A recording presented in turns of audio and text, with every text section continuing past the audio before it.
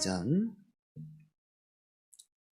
14절부터 29절 한 절씩 교독하겠습니다. 하나님의 말씀입니다. 모든 사람과 더불어 화평함과 거룩함을 따르라. 이것이 없이는 아무도 주를 보지 못하리라. 너희는 하나님의 은혜에 이르지 못하는 자가 없도록 하고 또 쓴뿌리가 나서 괴롭게 하여 많은 사람이 이로 말미암아 더럽게 되지 않게 하며 음행하는 자와 혹 한 그릇 음식을 위하여 장자의 명분을 파내서와 같이 망령된 자가 없도록 살피라. 너희가 그가 그 후에 축복을 이어받으려고 눈물을 흘리며 구하되 버림바가 되어 회개할 기회를 얻지 못하였느니 너희는 만질 수 있고 불이 붙는 산과 침침함과 흑암과 폭풍과 나팔 소리와 말하는 소리가 있는 곳에 이른 것이 아니라 그 소리를 들은 자들은 더 말씀하지 아니하시기를 구하였으니 이는 짐승이라도 그 산에 들어가면 돌로 침을 당하리라 하신 명령을 그들이 견디지 못함이라. 그 보이는 바가 이렇듯 무섭기로 모세도 이르되 내가 심히 두렵고 떨린다 하였느니라. 그러나 너희가 이른 곳은 시온산과 살아계신 하나님의 도성인 하늘의 예루살렘과 천만 천사와 하늘에 기록된 장자들의 모임과 교회와 만민의 심판자이신 하나님과 및 온전하게 된 의인의 영들과 새 언약의 중보자이신 예수와 및 아벨의 피보다 더 나은 것을 말하는 뿌린 피니라. 너희는 삼가 말씀하신 일을 거역하지 말라. 땅에서 경고하신 일을 거역한 그들이 피하지 못하였거든. 하물며 하늘로부터 경고하신 일을 배반하는 의일까 보냐? 그때에는 그 소리가 땅을 진동하였거니와 이제는 약속하여 이르시되 내가 또 한 번 땅만 아니라 하늘도 진동하리라 하셨느니라. 이 또한 한 번이라 하심은 진동하지 아니한 것을 용존하게 하기 위하여 진동할 것들 곧 만드신 것들이 변동될 것을 나타내심이라. 그러므로 우리가 흔들리지 않는 나라를 받았은즉 은혜를 받자. 이로 말미암아 경건함과 두려움으로 하나님을 기쁘시게 섬길지니 우리 하나님은 소멸하는 불이심이라. 오늘 본문의 소제목이 눈에 확 들어오죠. 여러분 성경의 소제목을 보게 되면 하나님의 은혜를 거역한 자들에게 주는 경고라고 되어 있습니다. 하나님의 은혜가 그분의 택하신 백성들에게는 효과적으로 임합니다. 그런데 유기된 자들, 종교인들, 좋은 밭이 아닌 일시적 그리스도인들이죠. 일시적 그리스도인들. 이 사람들에겐 어느 때와 시기가 되면 은혜를 거역하는 모습으로 나타나곤 합니다. 교회 안에 있었지만 하나님의 자녀가 아니었기 때문에 결국엔 은혜를 거부하는 모습으로 드러나는 거죠. 또한 그분의 택함 받은 백성이라 할지라도 자녀이지만 은혜를 거부하는 모습을 잠시 동안은 보일 수 있습니다. 이 두 모습을 잘 구분해야 됩니다. 평소엔 하나님의 백성 같은 모습이었는데 실제로 아닌 게 드러나는 경우가 있고요. 평소엔 잘 모르겠는데 실제로는 그래도 하나님의 사람이 맞구나로 알게 되는 이 두 경우가 있는 겁니다. 하나님의 사람들의 선택의 결국은 오늘 14절의 서두에 나와 있는 것처럼 화평함과 거룩함입니다. 화평함과 거룩함. 예수님과 연합한 자들에게만 나타나는 도드라진 성령의 열매입니다. 하나님과의 화평한 증거가 이웃에게 하나님의 말씀을 실천하는 구별됨으로 그리고 세상에는 없는 성결함으로 언행이 나타납니다. 바로 이것이 없는 사람은 그 누구도 예수님을 보지 못한다 말씀하고 있어요. 또 15절을 보게 되면요. 하나님의 은혜에 이르지 못하는 사람이 생기지 않도록 권면하고 있습니다. 건강한 신앙인이라면 이 말씀을 들을 때 나는 그런 사람이 되어서는 안 될 텐데 이렇게 받아들일 겁니다. 그런데 정말로 권면하는 말을 새겨 듣지 못하고 하나님의 은혜에 이르지 못하는 사람이 있습니다. 조금 더 오늘 본문을 정확하게 해석을 하면 하나님의 은혜를 손으로 움켜잡는 걸 마침내 실패했다. 이렇게 번역하면 맞습니다. 마침내 은혜에 붙들리는 걸 실패했다. 그 모습은 쓴뿌리가 움트고 자라는 것으로 표현됩니다. 쓴뿌리가 움트고 자란다. 여러분, 쓴뿌리가 뭘까요? 악독이죠, 악독. 마음이 흉하고 독하다, 남을 의도적으로 해하려는 마음을 품는 것, 교활함. 바로 여기로부터 로마서는 악한 뱀의 독설이 쏟아져 나온다고 말하고 있습니다. 은혜가 없는 사람, 은혜를 놓쳐버린 사람의 열매가 악독입니다. 악을 뿜어내고 주위에 악을 뿌리고 그 독을 마시도록 뿜어내는 것. 여러분, 열매는 자라가는 변화의 과정일 수도 있겠지만 거즘 대부분은 결론입니다. 예수님께서 마태복음 7장에 열매로 그들을 알리라 말씀하셨죠. 예수님께서 좋은 나무에서 나쁜 열매가 맺혀질 수 없다고 하셨고, 나쁜 나무에서 좋은 열매가 맺혀질 수 없다고 하셨습니다. 악독의 악취는 주위를 더럽게 만듭니다. 그리스도인은 그리스도의 향기가 나는 사람들인데, 은혜에서 멀어진 사람은요, 온갖 주위에 더러운 곳으로 오염시킵니다. 누구라도 이 오염에 노출될 수가 있습니다. 그렇기에 우리 모두는 더욱 은혜를 붙잡아야 합니다. 은혜에서 멀어져 버린 한 사람이 계속해서 소개됩니다. 장자의 명분을 팥죽 한 그릇에 팔아버린 에서입니다. 하나님은 에서의 행동을 보시며 망령된 자다 판단하셨습니다. 망령된 자. 그는 쫓겨나기에 충분한 죄를 지었다는 거죠. 17절에서는 이 망령된 자, 그 모습이 회개할 기회조차도 얻지 못한 자라고 말씀하죠. 성도 여러분, 에서가 하나님께 용서를 도저히 받을 수 없을 정도로 큰 죄를 지은 걸까요? 아니, 인간적으로 배가 너무 고파서 팥죽 한 그릇 먹은 건데, 그렇지 않습니까?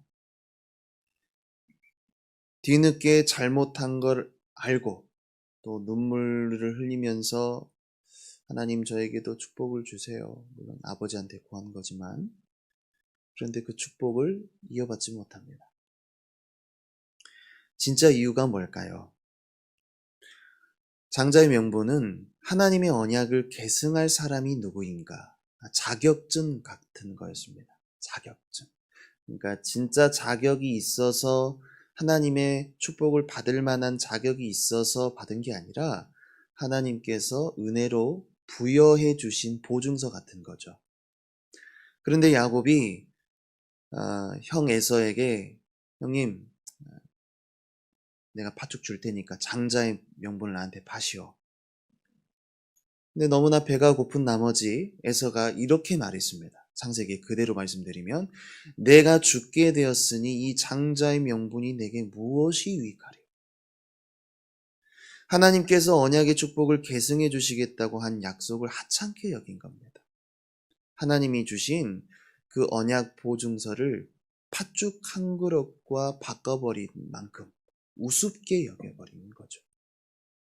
여러분, 아무리 절박해도, 아무리 다급하고 위급해도 우리가 스트립쇼를 하거나 몸을 팔거나 도박을 하거나 마약을 할 수는 없는 거잖아요. 그렇지 않습니까? 그런데 에서는 아무리 절박해도 해서는 안 되는 행동을 한 겁니다. 그는 하나님의 언약보다 육체의 욕구에 이끌린 사람입니다. 이것이 바로 회개가 받아들여지지 않는 이유입니다.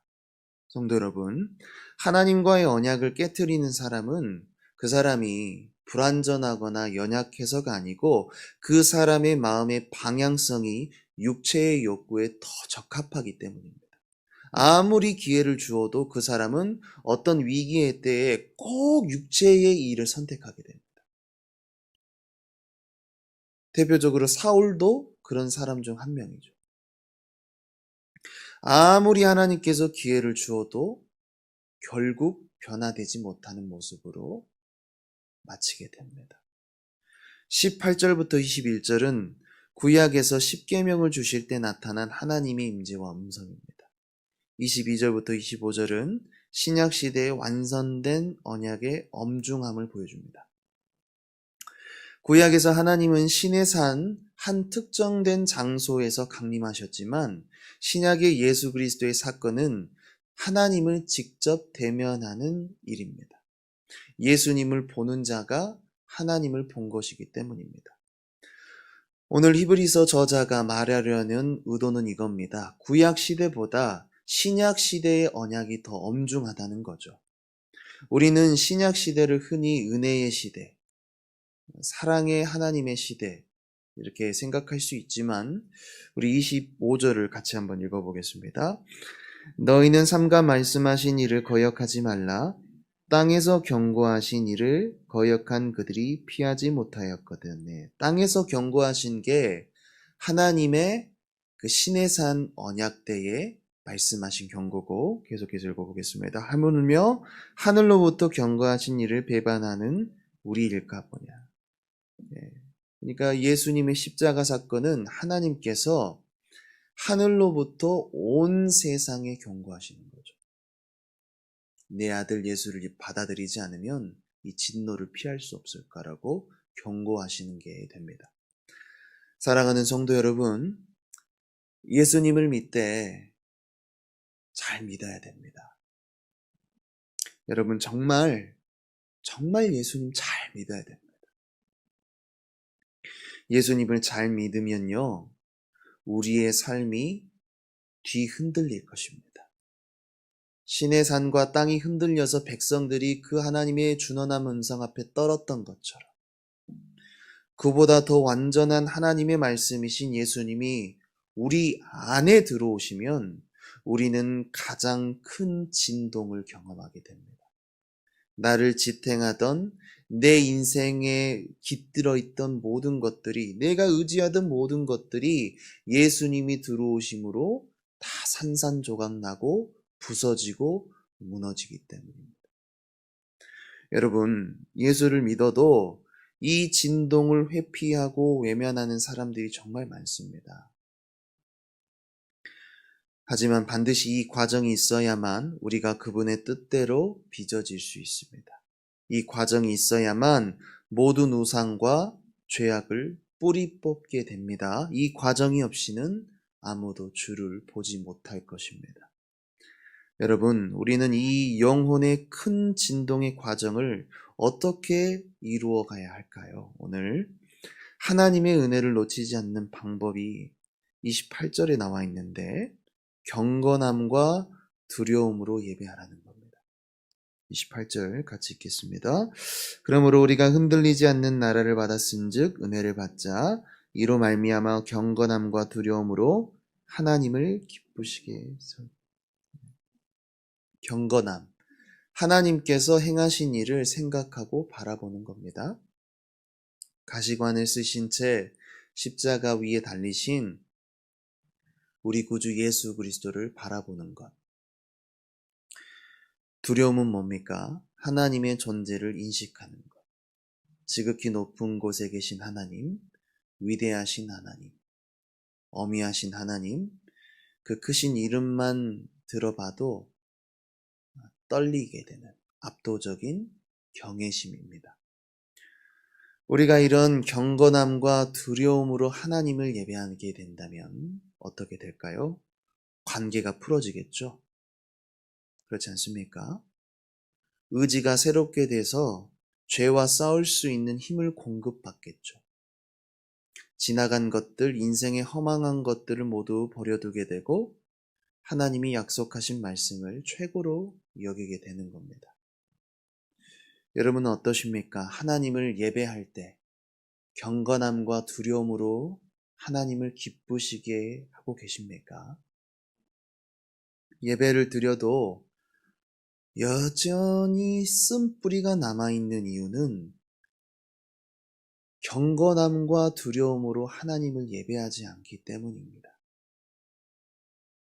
그러므로 사랑하는 성도 여러분, 은혜 안에 거함으로 화평함과 거룩함을 따르시기를 축복합니다.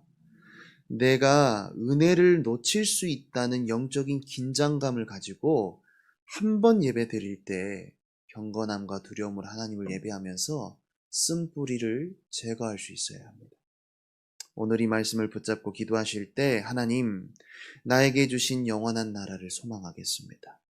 주를 바라보는 경건함과 하나님의 이름만 불러도 떨리는 경외감과 두려움으로 우리 좋으신 하나님을 기쁘시게 하는 예배자 될 수 있도록 성령의 불로 내 안의 모든 것을 태우시고 새롭게 하여 주옵소서. 29절 함께 읽겠습니다. 우리 하나님은 소멸하는 불이십니다. 우리 하나님은 모든 것을 태워버리는 불과 같으신 분이십니다. 라는 이 고백이 오늘 이 새벽에 마음으로 체험될 수 있기를 소망합니다. 하나님 감사합니다. 예수님과 연합한 자로 화평함과 거룩함을 따르는 새벽 기도 용사들 다 되게 하여 주옵소서.